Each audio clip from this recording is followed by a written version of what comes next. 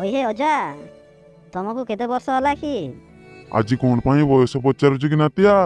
अरे 65 वर्ष बयस लोक को भत्ता मिलछि जान कि? जानिछि रे जानिछि। तुमको मिलुनी कि अजा?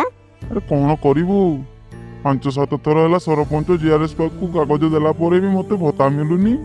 एहे अजा तुमको सरपंच जीआरएस पाकू जाको की कहला? ए सब तो ऑनलाइन रे अप्लाई करे होछि। अरे बाबू सबू कली ऑनलाइन कली पंचायत को गली हेले लाभ किछि कारण सबू मते लांच मागिले रे नातिया। ओहो कथा एठी रहिला ताहेले। आउ कौन बोली भाबुछु कि लांच न दे पारिबरु भत्ता खंडे मते में हेई पारनी?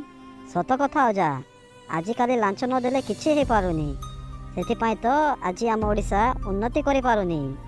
उन्नति उन्नति कौन करिवो कि रे नातिया?